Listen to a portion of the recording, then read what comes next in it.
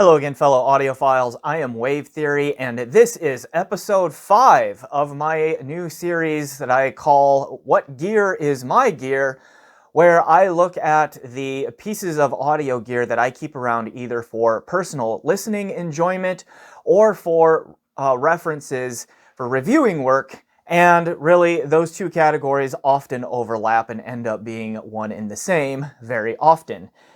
Episode 5 here is going to feature the HiFiMan HE1000se. Full-size, open-back, planar magnetic headphone that has an MSRP of $3,500 US. I did a very thorough, detailed review of this back in October of 2022, which is about 6 months ago, getting close to 7 months ago. So I will put a link to that in the description down below. And try not to rehash too much what is in that video here. Instead, focus on why I have decided to put this one into my personal listening and reviewing rotation. So we'll go ahead and do shameless self-promotion, and then we'll come back on the other side and dig into that. Hey, thanks for watching this video. Please remember to hit that like button, and if you haven't, please subscribe. Also, I have a Patreon set up so that you can help support me on a monthly basis, and I've set up a PayPal donation so that you can help me out in that way too if a monthly subscription does not make sense for you. Links for all of that, including the benefits, in the description below. Please check those out. All right, on with the show. It was back in, say, December of 2021, January of 2022, somewhere in there, where HiFiMan had discovered my channel here and reached out to me and asked me if I wanted to do review work for them. And after talking back and forth with them about what the terms of that arrangement would be and all of that, and making sure that I was comfortable working directly with a company in that way, they started sending me some cool stuff. First round of things was like the HE1000se and the Edition XS and so forth. And then it was like September, October-ish, somewhere around there of 2022 when they kept stepping up the value of the pieces that they were sending me. And when this one finally landed as one of the last pieces that I needed to review from their lineup at the time, they have since introduced some new models, which are here, for example, okay, that I am in the process of working on reviews for too. So, stay tuned for those coming up. Now, I was really excited when this one landed because I had been using the HE1000v2 non-stealth edition for like a year plus, maybe 18-ish months at the time that this one arrived as my own like personal high-end listening enjoyment and reference headphone. And when this one came along and I listened to it, I realized that it was superior to the HE1000v2, okay, non-stealth edition. And I eventually moved on from the non-stealth to trade for my Focal Utopia, which I did one of these What Gear is My Gear videos for in the previous episode. Link down in the description.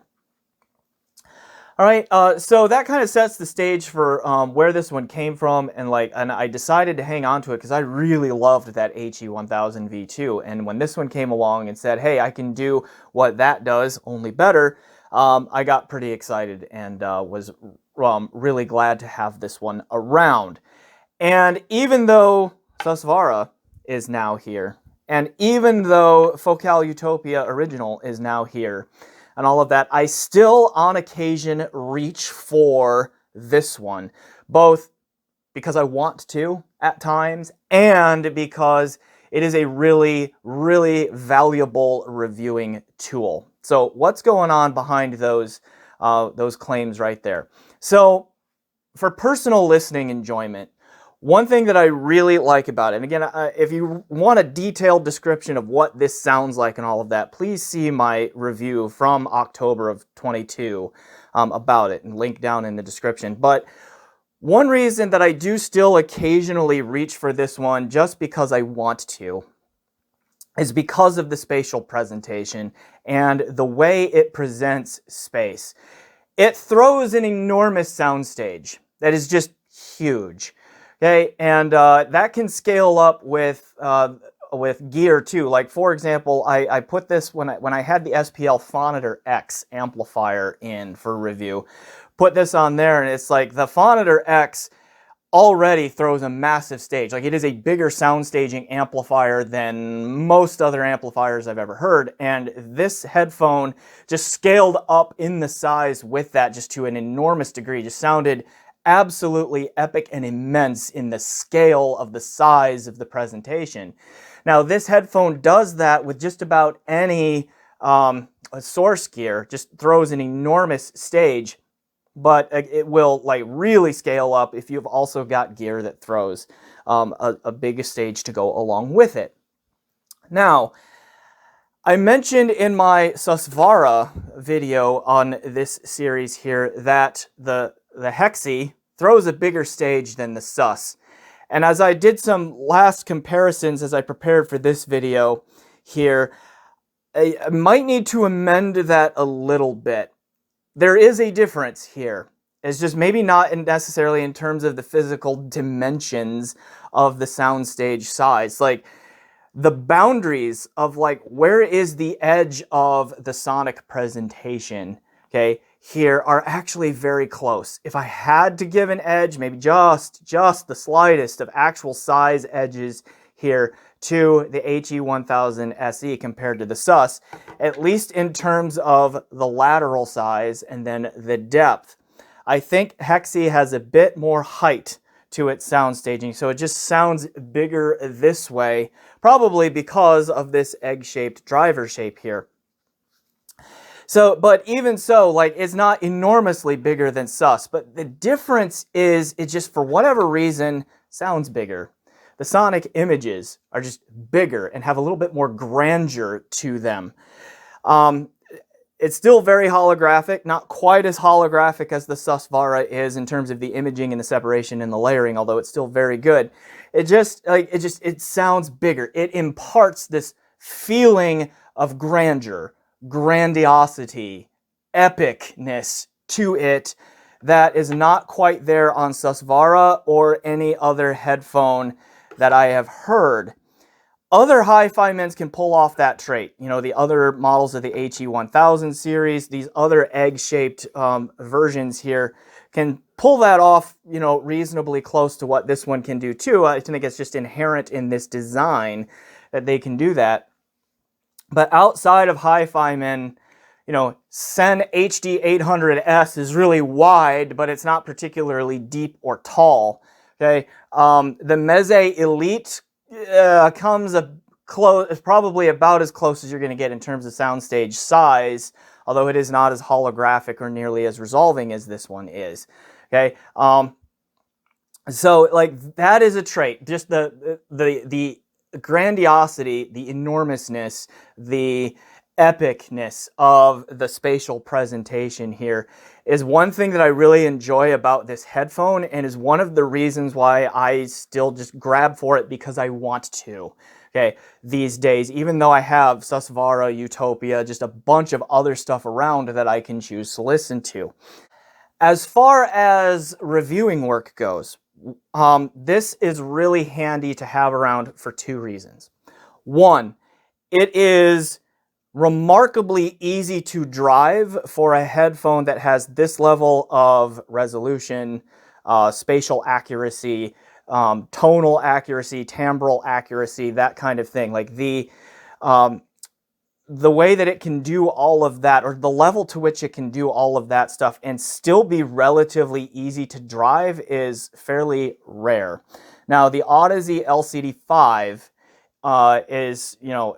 is an equal to this, maybe slightly superior in terms of resolution and holography in the spatial presentation, like imaging, separation, that sort of thing. Okay, but it's not quite as tonally or timbrally accurate to my ear as this one is. Okay, but it's also like the LCD5 might be about the only other really high-end / flagship level of headphone that is easier to drive than this one that I can think of. The Meze Elite, also easier to drive, but I struggle to call that one a top of the line or flagship level of performer. I recognize that in Meze's line, it is their flagship and their top of the line, but in terms of the level of performance that comes with that categorization that is defined by like HiFiMan, Focal, Odyssey, Final Audio, to an extent Abyss and all of that, like Stacks, you know, start throwing some E-stats in there. Meze is just not up there with those, okay? But in terms of like having that balance of technical performance and easy drive, this one is just amazing what it can do. So why is that important for review work? Well, when I evaluate source gear, particularly headphone amps, okay, not all of them can meaningfully handle Susvara. Not all of them react well to Utopia's weirdness of needing both large voltage swings and some current modulation, okay, over the frequency range that one needs like all at once. Okay, so this becomes like a really thorough evaluating tool for lower powered headphone amps. Because not having a lot of power doesn't mean that they sound bad. There are some really excellent sounding headphone amps that just don't quite have the drive, okay, or the characteristic, the drive for Susvara, or those, you know, delivery characteristics that Utopia needs. So this fills in that void really, really well, just being super resolving, super holographic, all of that kind of stuff that just slots in and fits that need for reviewing work beautifully, okay? All right, so that's one reason. The other reason is the way this one changes its detail retrieval or resolution presentation.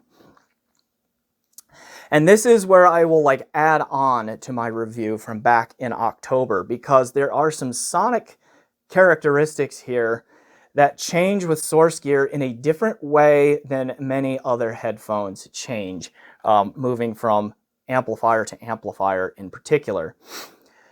And that is the detail retrieval presentation changes in how forward or aggressive it is, and in particular it kind of does it in the decays and the trailing ends of tones and that sort of thing. The decay on this headphone can be nice and smooth and natural sounding on a lot of source gear, particularly higher end source gear. But it can, at times, if it is not well matched to a headphone amp, start to sound very dry and chalky. I have a friend who has this headphone and also owns Susvara, who described the detail presentation of the Hekse as electrostatic-like. And I don't hear that all the time, but there are some times when I do. And so that change in detail presentation gives me an insight, just more insight and a different kind of insight into what a headphone amp is doing. So on my Vioelectric HPA V281, for example, the attack and the decay on this one sound pretty good, sound pretty natural, sound about right, at least to my ear. On the primary example that I can think of, and is the same amp that this friend that I just mentioned uses, is the Pro iCan Signature Edition. Even on the maximum tube setting on that one, just however this headphone and that amp interact with each other, the detail presentation just comes across as a little bit drier and chalkier, and like the decays, the timing aspects in there just comes like the decays die out a little bit more quickly. Just gives it a drier, almost chalky kind of sound to it. And it sounds more like an electrostatic headphone from that amp than it does a planar magnetic headphone, so to speak, just in the way it handles the trailing ends of tones and all of that. Now, is that good or bad? Very, very much depends on the preferences of the listener. But knowing that that is a trait of this headphone and how it kind of varies up, like just the level of forwardness and aggressiveness of the detail presentation, and then how it handles the timing of the decays and the trailing ends of tones and everything, is another way that I can gain insight into particularly headphone amps and source gear that this one gives me that doesn't show up quite as much on Susvara or Utopia or that sort of thing.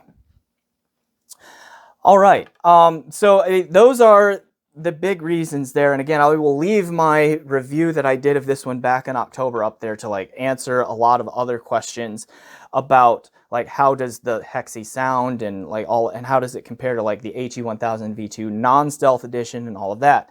You know, I flashed this one up a couple of times here. This is the HE1000 V2 Stealth Magnet Edition, which was recently sent to me by HiFiMan. This is now a $2,000 headphone. And so I'm sure I'm going to get questions on how does this compare to this. Is the HE1000se truly worth, you know, 75% again as much money as the HE1000 V2 Stealth Magnet Edition?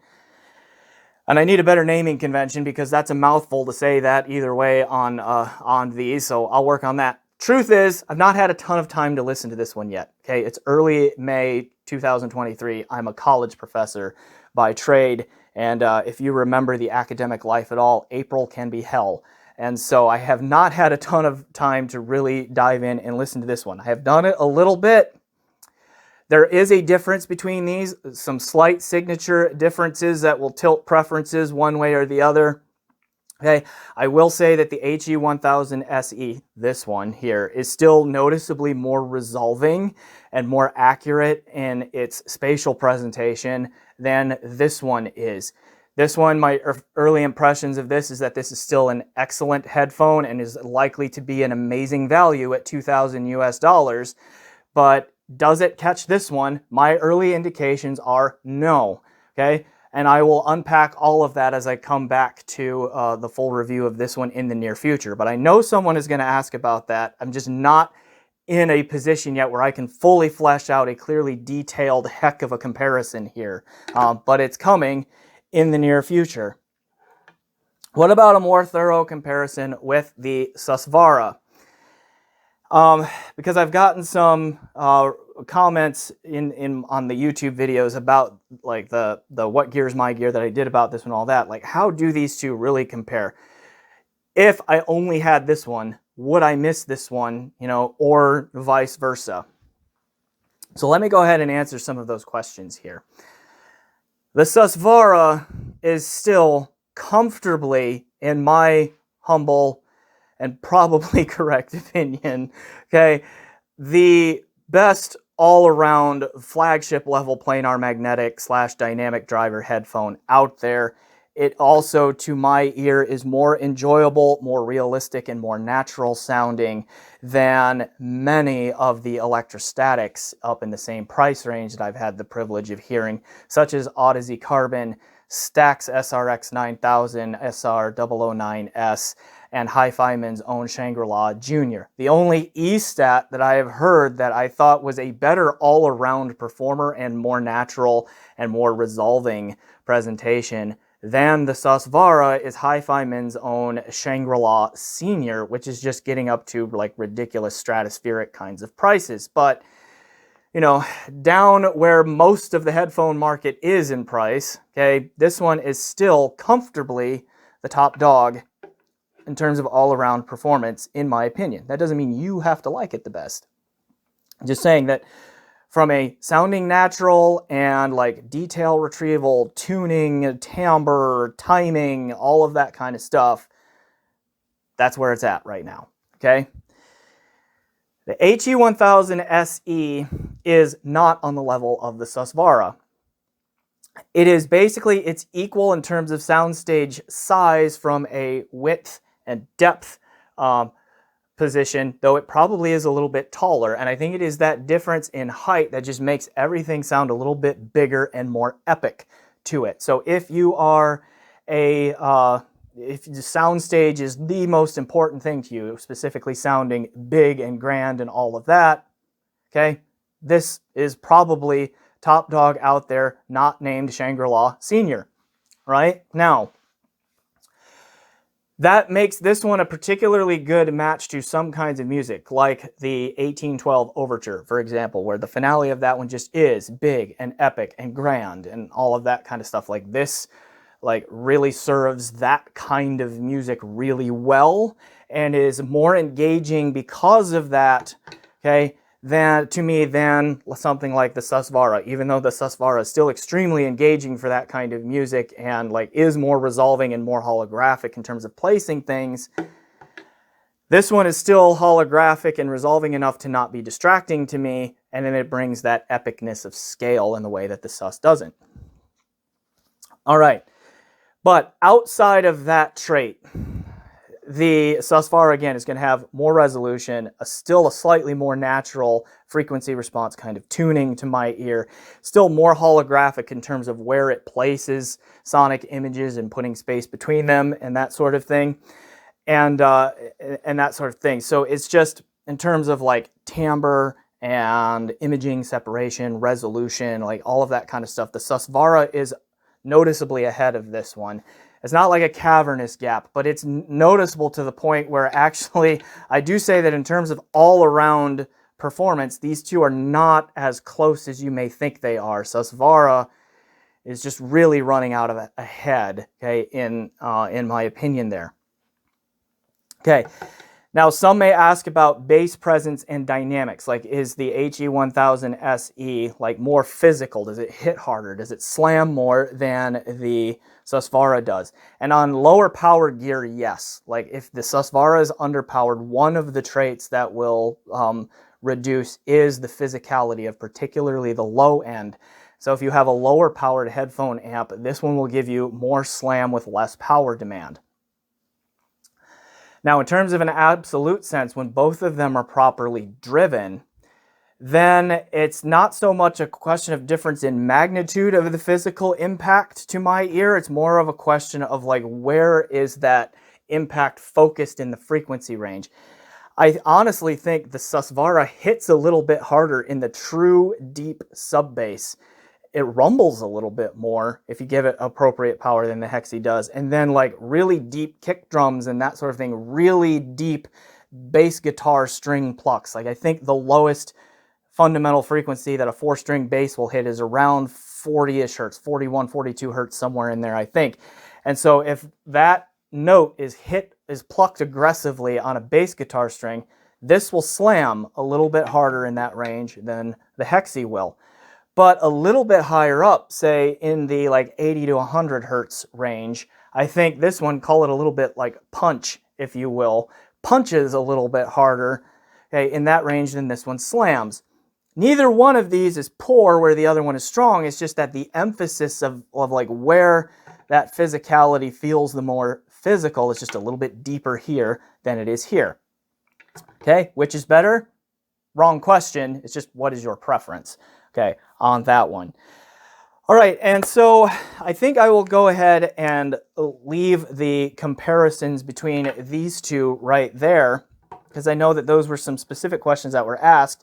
Insofar as would I miss either of these if the other one disappeared from my collection? And the answer is yes, I would miss the one that is not here. Okay, which one would I miss more? Susvara.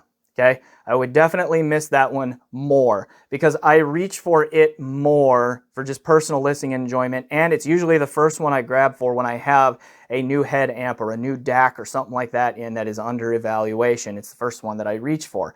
However, there are those moments, like I said, 1812 Overture, okay, Duel of the Fates by John Williams, The Poet and the Pendulum, and just a long, epic symphonic metal track from Nightwish. You know, just to give you 3 examples of the kind of just grandiosity of sound.